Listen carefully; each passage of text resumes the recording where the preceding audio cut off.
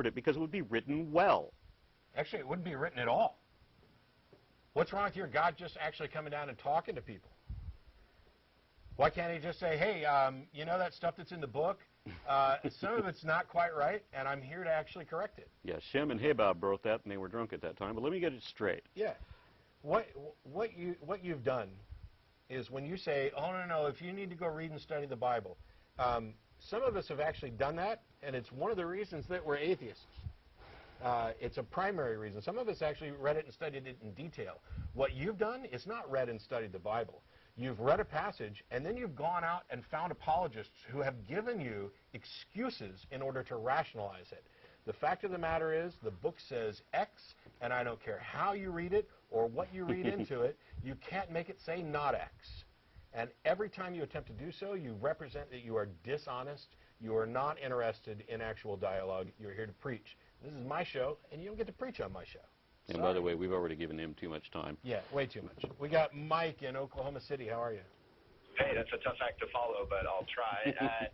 My question is based... Oh, I wanted to clarify something. Did he say that, was it evangelicals have more abortions, or was it theists have more abortions? I wasn't sure. The national statistics that I've got hosted on a couple of my videos show that I just did screenshots of news reports where evangelicals have a higher divorce rate in the United States. Oh, no, the part where you're talking about abortion. Abortions, too. They have higher per capita... Right, they have more abortions than non-religious people in the United States, yes. Okay, cool. Well, not cool, but...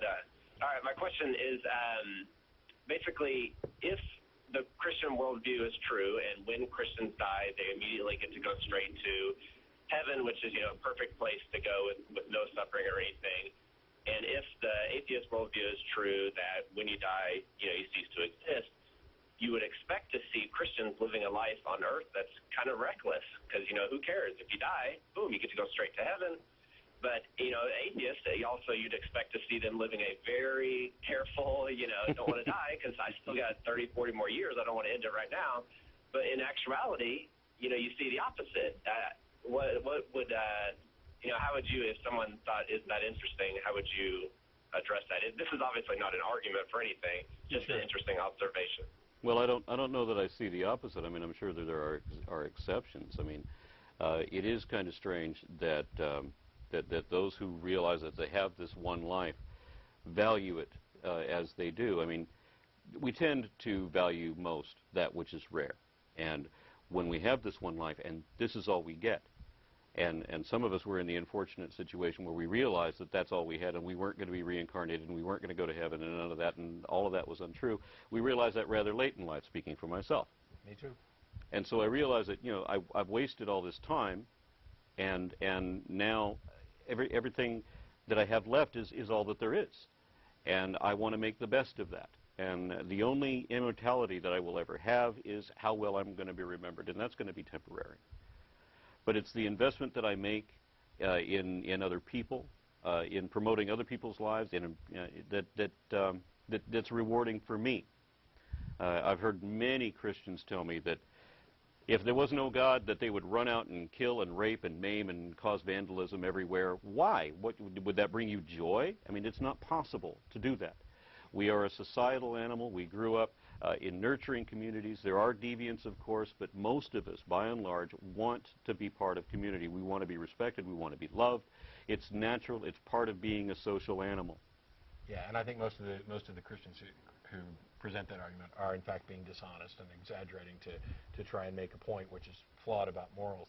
The other thing is that, I agree with you on some level with what you're saying, and we've talked about it before in that if people really believed what they say they believed, seriously, then perhaps the greatest act of love one could express is like one of the many mothers who have killed their children in order to send them directly on to heaven so that they wouldn't have to risk potentially becoming polluted by a sinful world and going to hell. And if Christian theology is correct, then that may be the most loving act one could ever do, which would be to damn oneself to hell in order to guarantee that one's children get to live forever in heaven. The thing is that I think that, along with the example you gave, tend to kind of be one-dimensional. They're only looking at one aspect of this. And while it would be true, if that's all we ever looked at. The real picture is a lot more complex. There's a lot more intricacy, and that's what Aaron was talking about. It's not just about how many years of life do I potentially have left, and is there an afterlife. It's about the fact that even most of the people who self-identify as Christian or theist, I don't see many of them having that interfere greatly with their day-to-day lives. They get up, they go to work, and yes, I know there are some who pray first thing in the morning and pray all day long and thank God for everything. But by and large, you know, if I walk into a strip club, I don't think it's peopled with atheists. If I am, and by the way, I also don't think there's anything wrong with it. If I am out and I drive by a prison, I don't immediately think that the prison is entirely populated with atheists. It's absurd. I think that the population is, for the most part, going to be similarly represented inside those walls as it is outside, although there's some evidence that atheists may be underrepresented in prisons.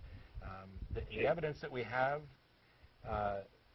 contradicts, as you're pointing out, what you might expect for each individual aspect of belief. But I think when taken on a whole, the evidence bears out exactly what we should expect in a more broad view of individuals and beliefs and actions. Yeah. But there's one other thing I need to mention too, is that while you would think that an eternity and an afterlife would devalue your current life, I mean, people who are still Christian and who believe that they have an eternal life and that this world is worthless, many of them do say that this world is worthless, but by and large, most of them are still into preserving their own lives, and they're still into doing charitable acts for other human beings. That, you know, he said you would think that if you literally interpreted, you might be doing them a favor by killing them, but it's not the way that people act. So your statistics either reflect that regardless whether you're religious or not, these things still occur to you, that good and bad things still happen, that we have good and bad people on either side, or there are, as I mentioned before, there are the negative correlations where things that you would expect would only be occurring among non-believers actually occur more often with believers. So we don't have any statistic. It would be fairer to say that we don't have any statistic that supports a moral advantage with belief. Well, and I think I'm getting confused by your answer. I didn't have anything to do with morals. I'm just saying I'm only talking about like people's level of risk averseness. So I'm not making the moral argument that theists are more moral. I just think my question. Yeah, I'm just saying.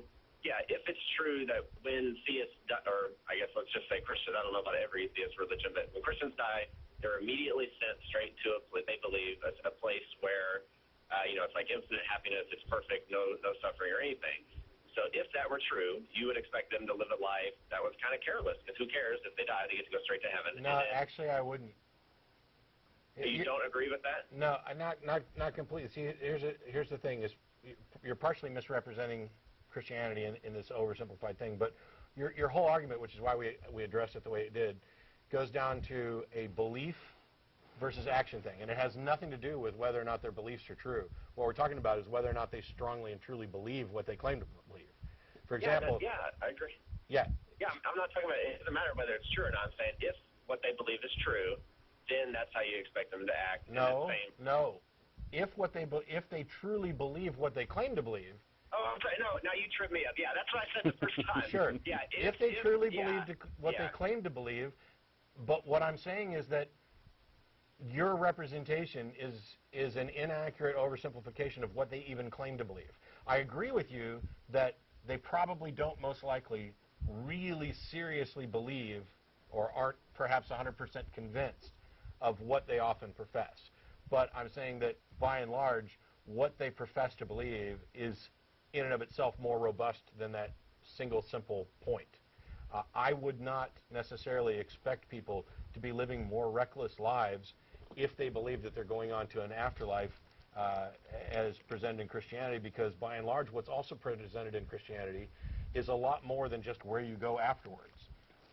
That what happens here actually matters. I mean, you know, if you read through, for example, I don't want to necessarily go down a rabbit hole of who's a true Christian, who's not, but by and large I think most Christians would believe that the words that are attributed to Jesus, perhaps the Sermon on the Mount, whatever, might represent the best